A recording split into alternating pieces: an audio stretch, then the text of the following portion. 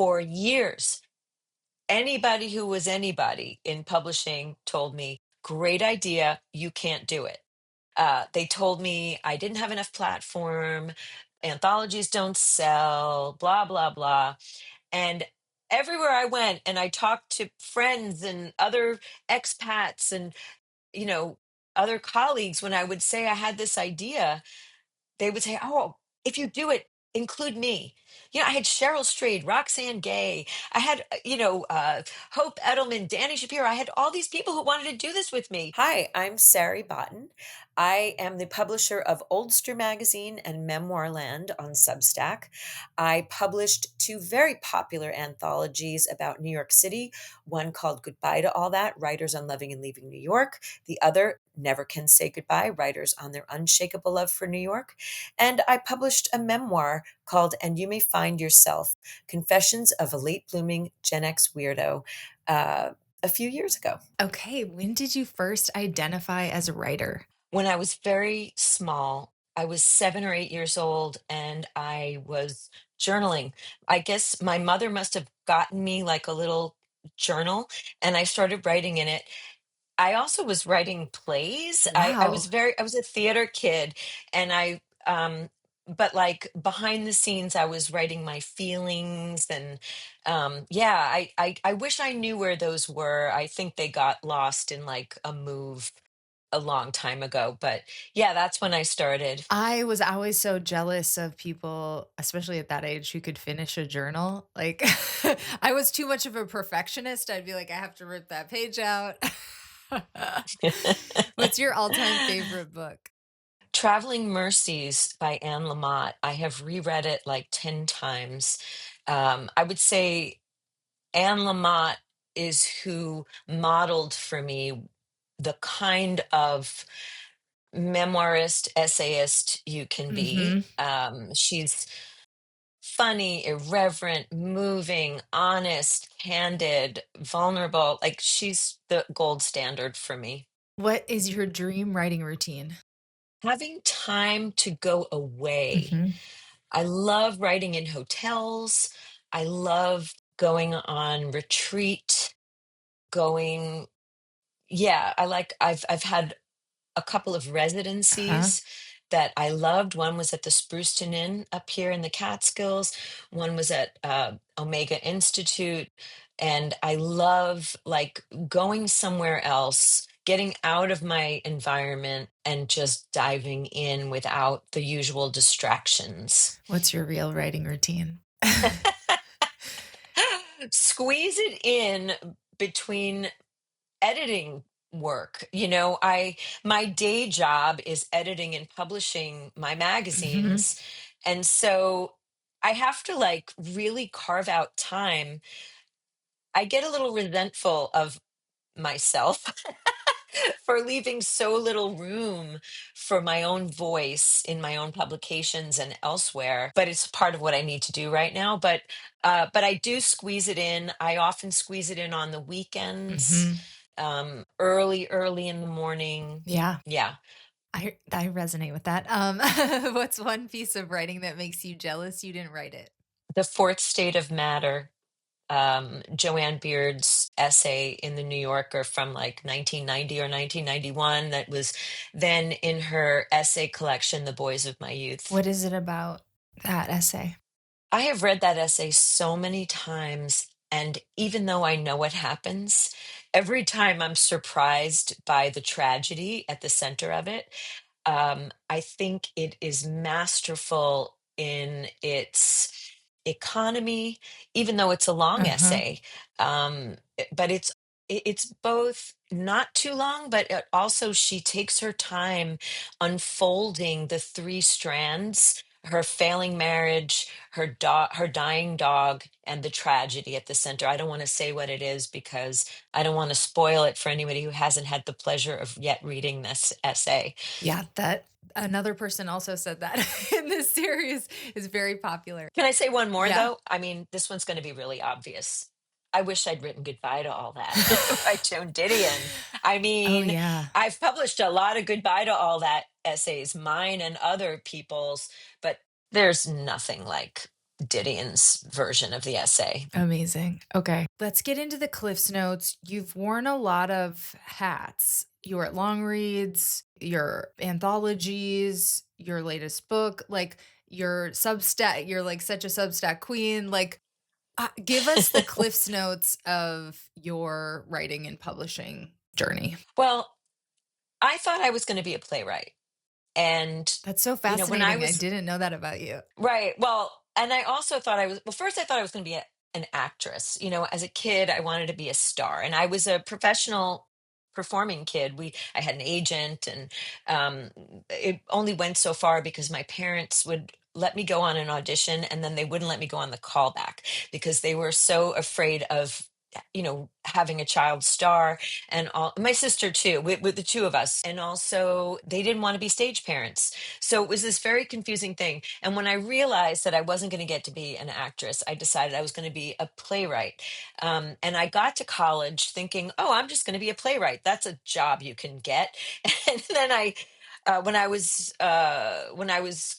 going into before at the end of my sophomore year, my boyfriend at the time and my dad both sent me applications for the New York Newsday summer internship, Ah, and I was like, I've never written for a newspaper, and I'm a playwright. And they were like, just fill it out.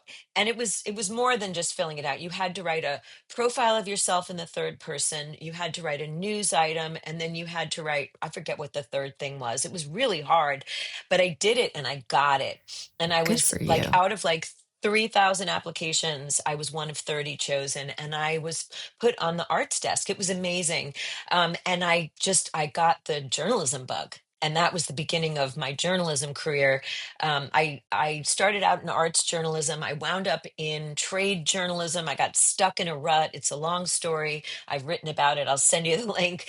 And then I had to work my way out of that, and in the process, fell in love with personal essay and memoir. So, I have this very mixed background, which is good because I have a lot of skills. I've been a journalist. I wrote regularly for the city section of the New York Times.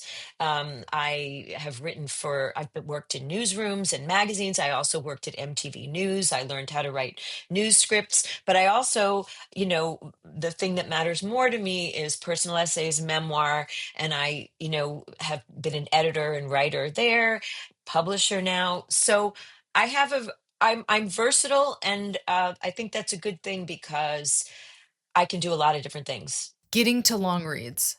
What was that? Like, what was your essay incubator that got you there? Okay. So, first of all, I had a column on the Rumpus that was very popular called Conversations with Writers Braver Than Me. That was before the anthologies. Then and a lot of the people I interviewed for the Rumpus are in the anthologies. And then Mark Armstrong, who was a fan of my anthologies, reached out to me. But also, I had been writing for Mike Dang, who was the editor in chief. I had been writing for him at the Billfold. So Oh, he knew me. Yeah, he knew me, and he had featured one of the essays from Goodbye to All That. Emily Carter Royfe's essay was featured on Longreads. They reprinted it. So we had this relationship. And then when WordPress started investing more money in long reads, Mark Armstrong came to me. It was 2015. And he said, we've got some money. We've been given funding from WordPress, and we are looking to expand, and we'd love to have you work with us. awesome. And that was the beginning of my 5 years at Longreads. Amazing. Okay. I guess I didn't realize it's all a soup to me those years, but I knew you from the anthologies and long reads, and I didn't realize the anthologies came first. Yeah, the anthologies were 2013 and 2014. Okay. And so then long reads, what are you working on your book in the background? How long is that process? So the book I'd been really working on Forever? for like, yeah, forever. There were parts of it I was working on forever, and the biggest obstacle was that I didn't feel like I had permission. And my Rumpus column is about it's interviewing people about how they had the courage to reveal things about themselves in memoir, and also how they handled revealing other people's truths that other people might not want you to. It was called Conversations with Writers Braver Than Me. And it helped embolden me. It helped me get closer and closer to feeling like I could seek a publishing deal and publish. But it was a really slow process. And I was stalling a lot because I was afraid. I had upset people in my life in the past by publishing personal essays in which I revealed things about them that they didn't want to have revealed. But then when I left Longreads in 2020, and it was the pandemic, and I couldn't get another job, and I had a little cushion, and I had a deal, it was like, okay, this is the time. This is when I'm doing this. And a third of the book are pieces that were published prior that have been updated, re-edited, reworked, but the rest of the book is new, or was new in 2022. What was your process for, like, was it a huge binge, or how did you get out the 2/3 in 2022? I was stalling and stalling, and I realized I had to give myself. What I had to do was I had to write a draft that I knew nobody was going to see.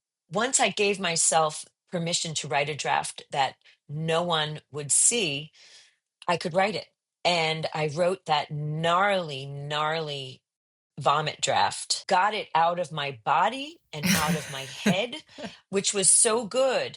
It got it, like I had to get it out of me. Uh-huh. Because it was the stories were driving me crazy because I was holding on to them and living with them, but also I had to be able to look at them in a way that it wasn't just circling in my head. It was like, oh, this is what it looks like. Mhm. And then I put it away for a couple of weeks, and then I went back to work.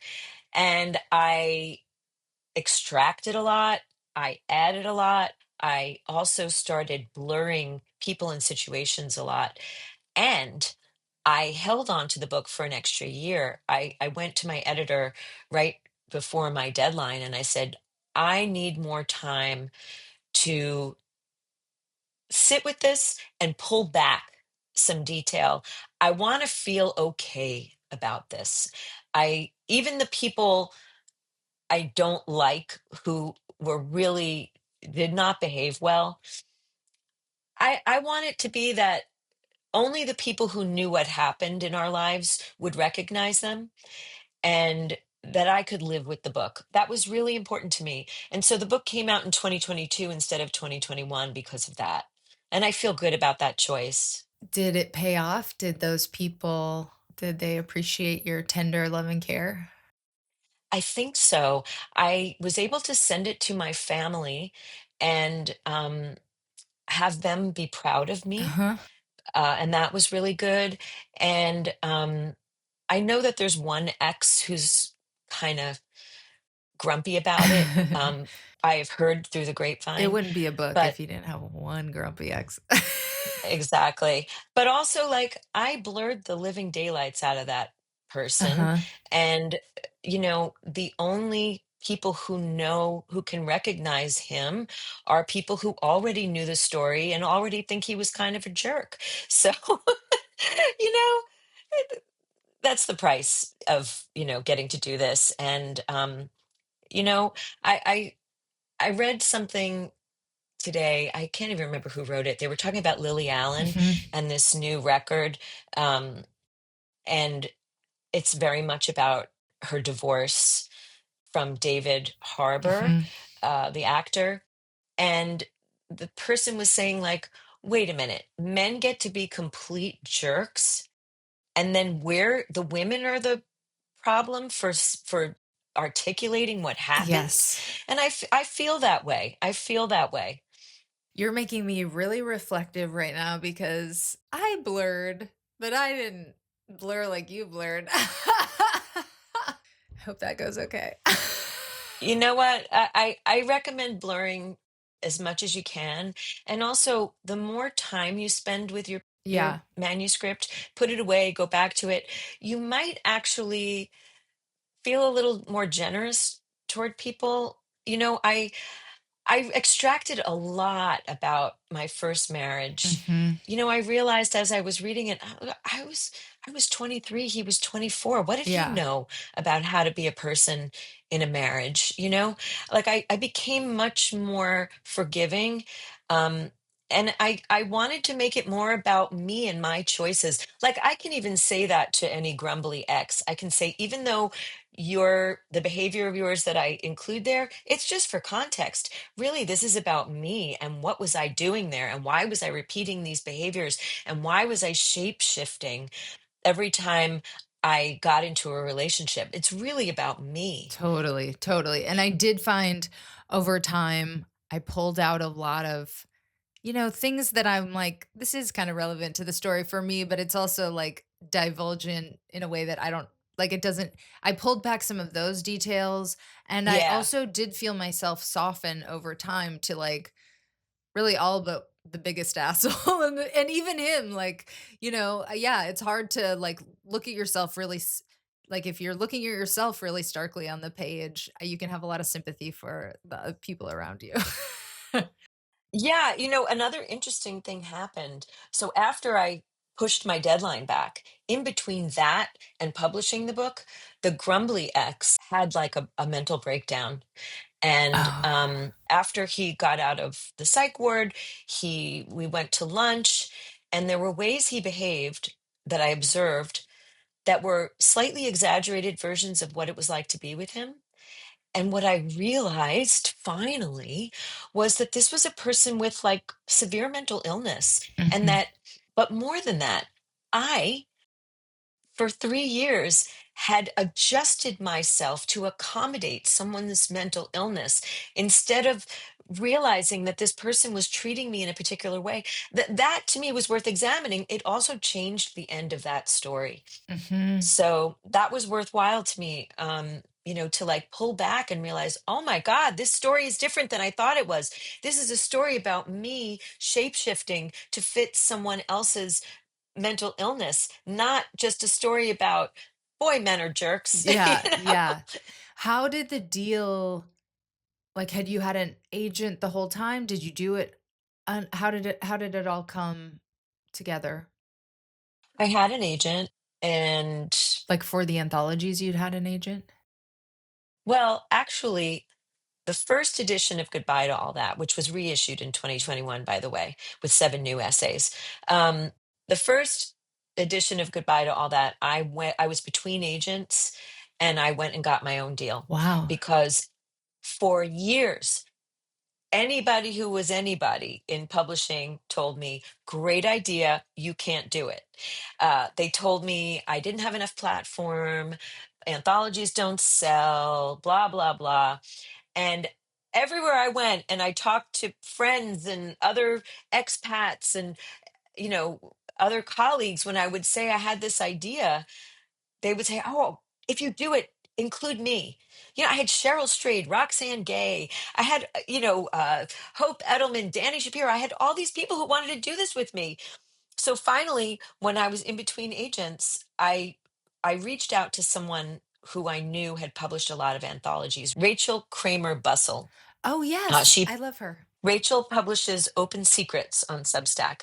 She had published a lot of anthologies of all different kinds. And I reached out to her and I said, how do you do this? How do you do it on your own? And she referred me to Brooke Warner, who was then at Seal Press and who bought Goodbye to All That from me, just a person in the world. I And love then that. Never Can Say Goodbye was agented. My book, my memoir, was agented, and now I have an agent who is about to go out with a proposal for an Oldster anthology. Amazing. Yes, you definitely should. Um, Thank you. okay, so the agent you had been writing and you had been in, like, these professional spheres, so, like, the agent thing, was that hard, or was that just, like Uh, um, the agent, I've had a lot of agents over the years. I was a ghostwriter for a long Oh, time. really? Yeah. And the agent I had for this book, we weren't the perfect fit, Okay. but we had been together for a while, and there was a little bit of a struggle in getting this book published. And I found a very small publisher. It was, you know, submitted by the agent, and it was a book deal and Mhm. money and all of that, but it was very small. And this is interesting. At the time, I was kind of upset that I didn't get a major deal, but now I'm happy about it.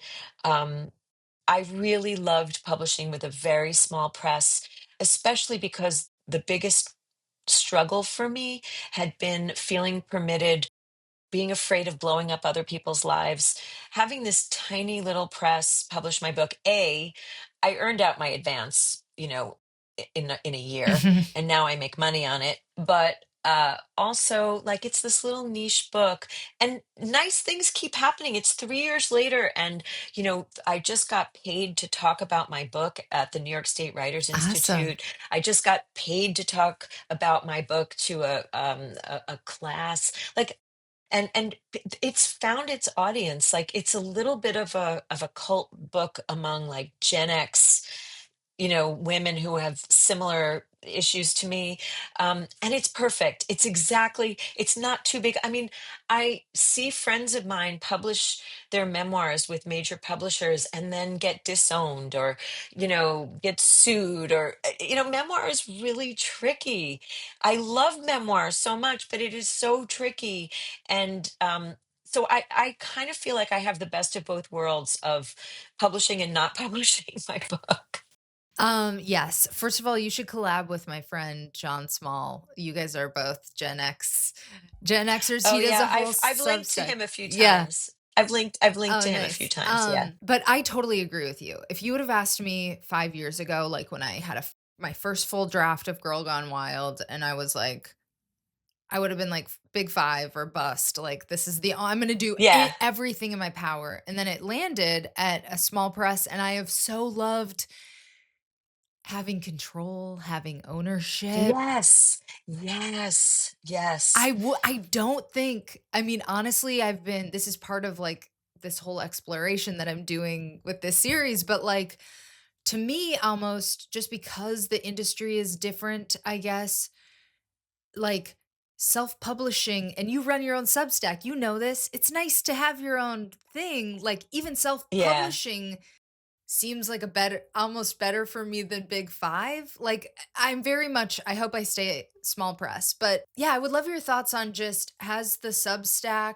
of it all and having your own platform like opened your mind about how like publishing seems. I was talking to Jane Friedman, and she was like, it's been heavily influenced by the creator economy. And so Yeah. I feel like it's a lot different than when you started and it was magazines, and book publishing looked a whole lot different. Oh my God, has it changed? First of all, I keep suggesting to Substack that they start a publishing They arm, like a print should. publishing arm. And I know that one of their Substacks just did a zine, and they had a party. Substack had a party. But I think it is like a no-brainer to, create an option for people to easily self-publish through Substack. I think they're missing an opportunity, Yeah. if you want to know the truth. I had thought about just self-publishing an Oldster anthology, but I have a new agent who is a really good fit for me, who is my agent because she's a fan of my work, which is the best thing That's in the world. awesome. Yeah, she came to me. So, and I think maybe she can get a good deal for an Oldster anthology, and it would be nice to have a little money to pay people with. I like the idea, though, of self-publishing when you want to. I've seen some people do really good things with it, and it's become so much more respectable. I'm thinking in particular of Amy Rigby, who is a singer-songwriter and a memoirist and a Substacker. Amy has just published her second memoir. Her first was called Girl to City, and then this one is called Girl to Country, and they're both wonderful. And she self-published both of them, and she makes money right off the bat. It's print on demand.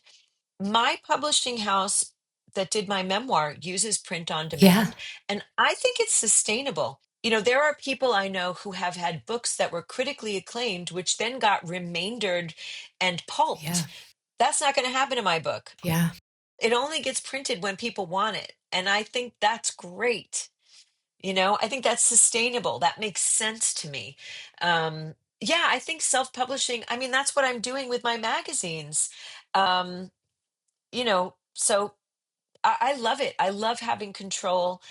And also, I'm someone who has always had to work extra hard to win over gatekeepers. I've never been the person who's the obvious choice. I don't come from money. I don't have the connections that people who went to fancy schools have.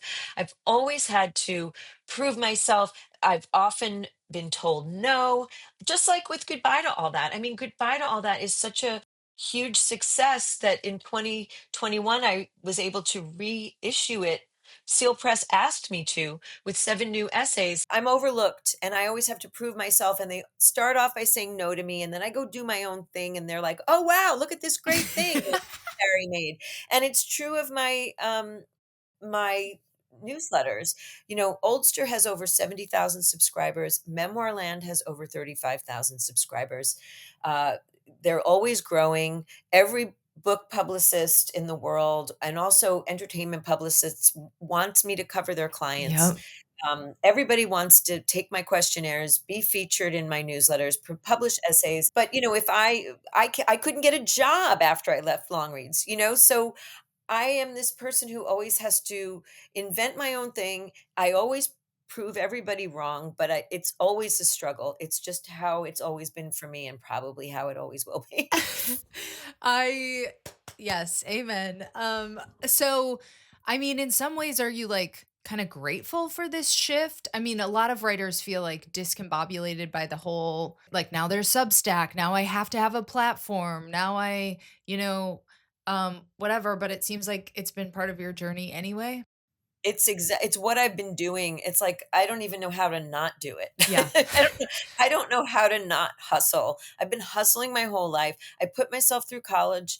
I worked 3 jobs while I was going to college. Like, I'm a hustler from the get-go. My parents always had multiple jobs, so that's what I was taught. It's what I do.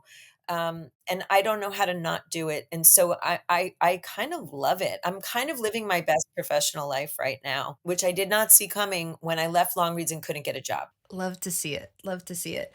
Okay, so tell me about anthologies, the editorial process, like you were the editor. So did the overall book publisher weigh in? Oh, yeah, of course. I mean, my editor, so Brooke Warner was the acquiring editor for Goodbye to All That, but then she left and Laura Mazur became my Oh, editor. wow. Um, and she did a layer of editing on top of mine of the whole book. And we also consulted about the order of the essays Mhm. and things like that. And then for Never Can Say Goodbye, I was at a Simon and Schuster imprint that no longer exists. It was called Touchstone. It's now called Gallery, and my editor was Lauren Spiegel. So I got all the essays. I did a round of editing on every one and went back and forth with the writers. And then there was the publishing house edit. It's a lot of work because then I had to go back and forth with the writers from Right. there to make sure. And then there was copy editing and proofreading. I mean, it's a lot of work to do an anthology. It's kind of an administrative nightmare. Yeah. You have to really love what you're doing and be excited about the topic and the book in order to stick with it.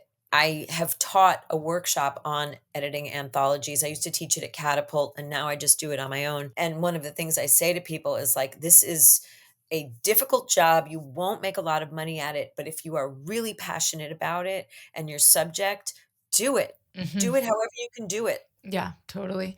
So then with the memoir, what was the editorial price process like on that? I submitted a draft of the manuscript to my editor. She went through it and suggested edits, and I responded.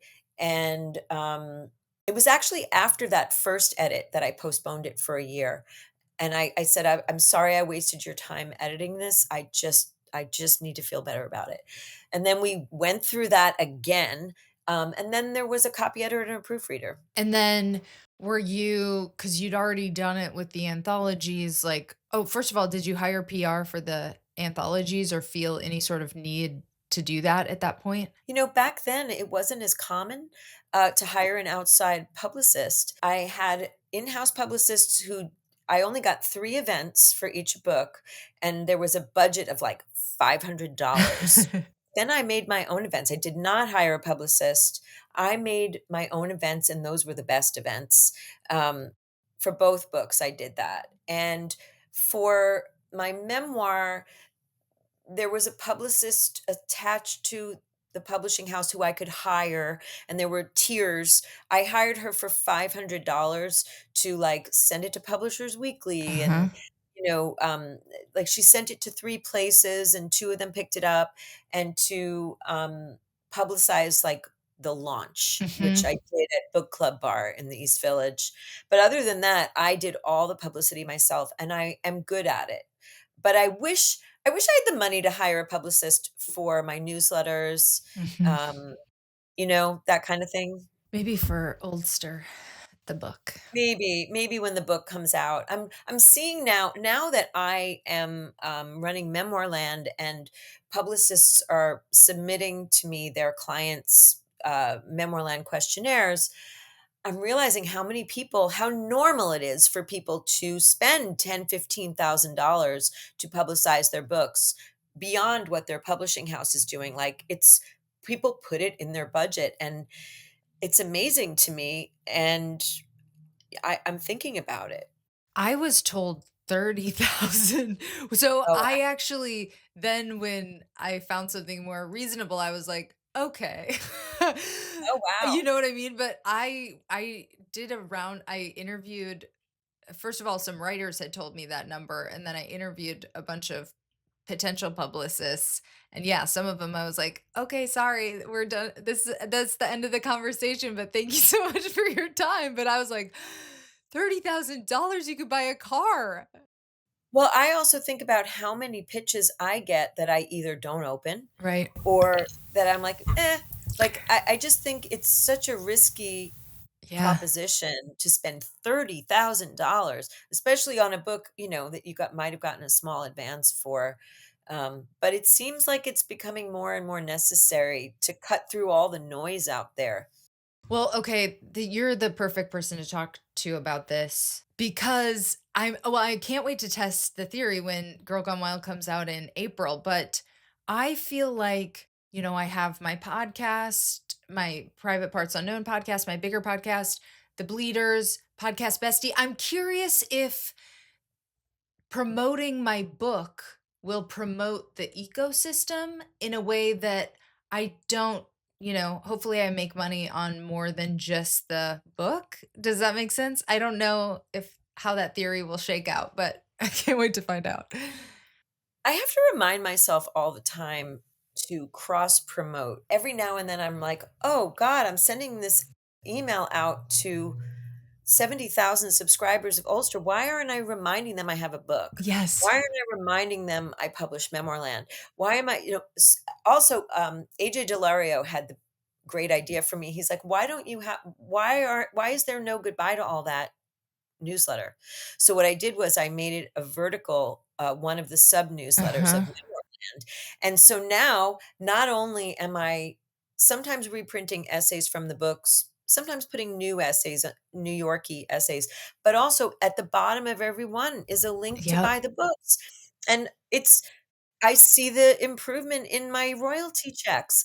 So you have to really make those associations for people. I have a version of my bio that links to everything, Uh-huh. and every time I do something, I send it, because it's really important to cross promote everything so that people know that this Oldster lady is also the goodbye to all that lady, and she's also the Memoir Land lady, and she used to be the Longreads lady, and I have to keep reminding people that I'm that person. Totally. So the Substack. When did the Substack start?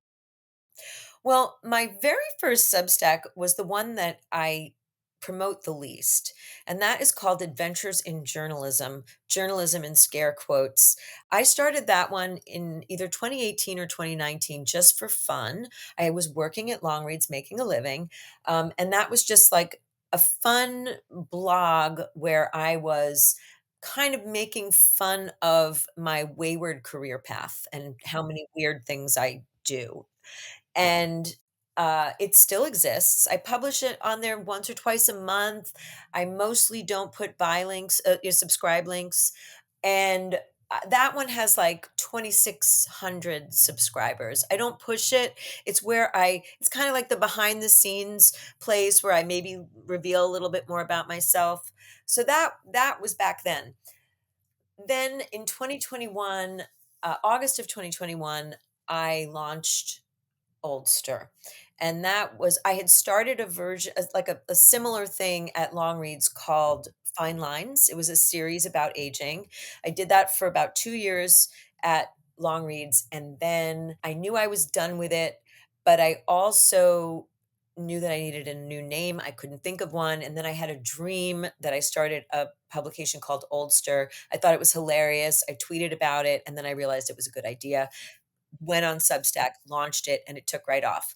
Memoir Land, I inherited from Lily Danziger, who Oh, had really? launched yeah, she had launched it as Memoir Monday in 2017, and it was only a free newsletter on Mondays, and it was only essays from partner publications. It was and Longreads was one of them. So every week I would send her an essay and she would feature it. It was Longreads, Guernica, Granta, Lit Hub, The Uh-huh. Rumpus, Narratively, I and a remember couple other this. Yeah, places. yeah, yeah.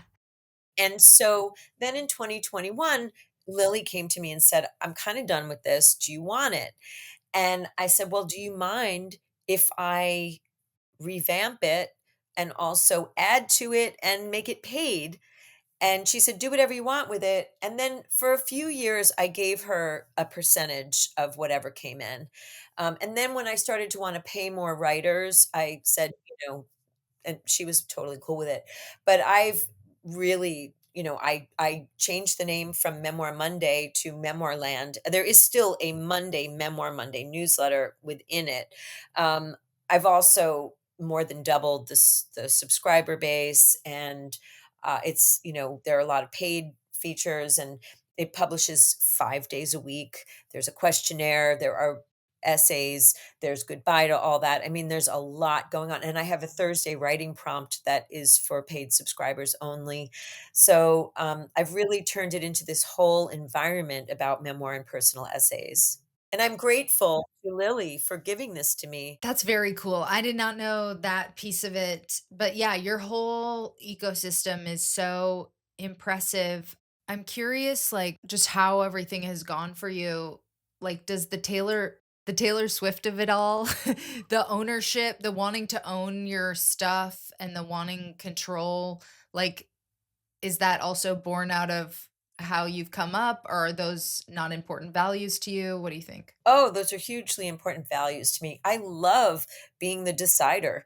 I love, 'cause I think I have good ideas. And I had an editor at Time Out New York years ago, where I worked for a while, who called me the idea machine. Um, and she was a really wonderful editor, and she actually just came upstate for my Oldster live event. It was really wonderful. Oh, that's She's sweet. been really supportive of me, and I think I have really good ideas, and I'm glad I get to now implement all of them. And there's nobody telling me I can't do it. And I feel like for so much of my career, like 10%, there was only room for about 10% of my ideas. And now I just get to do them all. Yeah, yeah. Do you have another book in progress? What's next for you on that front? Well, I have Oh, an well, the Ulster old anthology Oldster, proposal, is there another but memoir something? I have started sketching out the themes of the next memoir and essays. I have a spreadsheet where I have so far, about 11 essay ideas. And I haven't quite figured out the lens through which I'll be telling all of them, or maybe I won't. Like when I was writing And You May Find Yourself, I realized the lens and then pushed certain pieces out of the way because they didn't fit into that lens.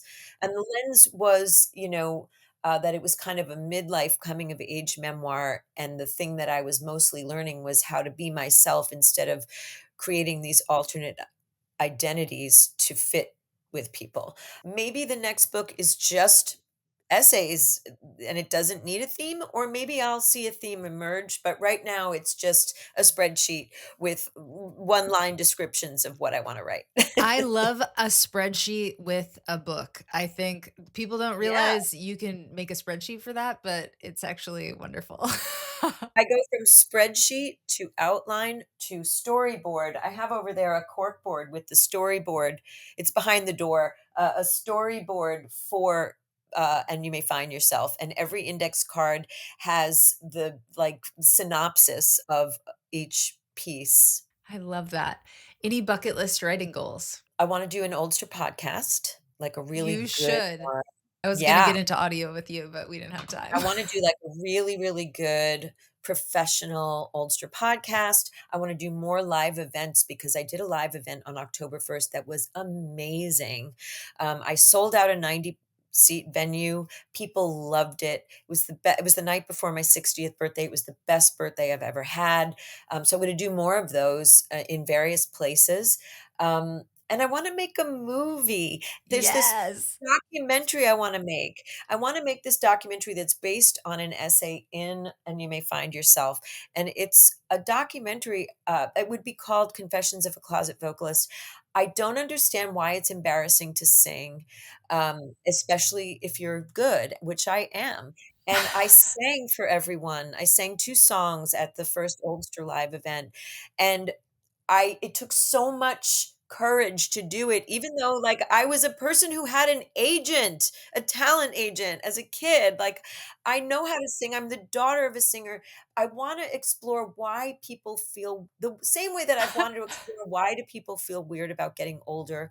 What is it why do birthday cards make fun of your age? I wanna know why it's embarrassing to sing, and I wanna do this documentary. God, you so should. That's so funny. Yeah, nothing is more like makes me more uncomfortable than karaoke. I love karaoke, and I embarrassingly treat it like I'm the star of the show, and I can't stop myself, and so I have a lot of issues around singing, but I think a lot of people do, and I don't Totally. know how to make a documentary, but I wanna make it You'll someday. figure it out for sure. What's one piece of writing advice you wish you could give your former self? Let go of perfection for the first draft. Mhm. You know, it just needs to exist, that first draft. It doesn't need to be good, and you have to get out of your own way to let it happen. Let that first draft come into existence, and you can't do it if you're being a perfectionist. Totally. One tip for writers trying to get a book published? Don't read all those things, those discouraging posts about how publishing is, impossible and there's too many memoirs. Just don't read that stuff. Don't. It's not good for you. It won't help you. Yes, the odds are against everyone, but the ones who keep going are the ones who publish. And then there's that Buddy Glass quote that I used to have it tacked up over my desk. I wish I still had it so I could read it to you, but um it's from Raise High the Roof Beams Carpenters, the, Salinger book, where Seymour Glass says to Buddy, "Write the book you want to see in the world. Write the book you want to read." Yeah, I'll find it and send it to you because it's such a good quote. It's Seymour Glass writing to his brother Buddy. I love Yeah. that. What's your all-time favorite piece of your own writing? An essay I published in the New York Times about getting married. It's also there's a version of it in my memoir that is a little bit more fleshed out. I published an essay in the New York Times called "It's Not Over Till the Bride's Father Sings," and it's about marrying a non-Jew, eloping, because my dad is this cantor, well-known cantor, and I knew it was gonna be heartbreaking for him that I was marrying somebody not Jewish, and it's touching and it's funny, and it's really my favorite thing that I've written. Actually, I wanna revise that. I wrote an essay this year. I published it, I think in August. I'll send it to you. I published an essay called All the Young Dudes Oh. that is about a lot of things. It's about, women dating younger men, and it starts off, where I talk about an ex who used to say to me when he was drunk, "When we get older, you won't be able to attract men, and I'll still be attractive to women, even really young women." It was the stupidest thing. Why was I with this person? But in any case, he said it often, and it got stuck in my, Oh. and then it comes around to last year, a 27-year-old guy tried to pick me up at Superiority Burger. Like, it was dark, we were sitting at the bar, I guess he couldn't see that I had gray hair and a wrinkly neck and a wedding band, but he tried to pick me up, and it was so refreshing, and he was such a nice guy, he wasn't like a player, I'll send it to you. That is now my favorite thing that I've written, and it went semi-viral, like, it's got, like, I don't know, almost 700 likes or whatever. I don't know Um, how I missed that, but I cannot wait to read it. I'll send it to you. It's my favorite thing now. Thank you for being so generous with your time and your insights, and thank you for, like, the incredible content you deliver to all of us. Oh, my pleasure. How can listeners find you online? You can find me on Substack, I'm like at Sari Botton. You can find me at Sari Botton on Instagram too. And I have a website, saribotton.com. Awesome. Thank you so much. Thank you. Thank you so much for tuning into this episode of The Bleeders. This one is a video episode, so you can listen to it on the podcast feed or you can watch it on YouTube. Just search The Bleeders Podcast. If you want to support the show and level up your own creative practice, check out my upcoming classes and workshops for writers and podcasters. I love helping writers uplevel their craft and their career. And of course, my debut memoir, Girl Gone Wild, drops April 1st. Please pre-order your copy. It really helps. Rate, review, like, comment, subscribe. Until next time, happy bleeding.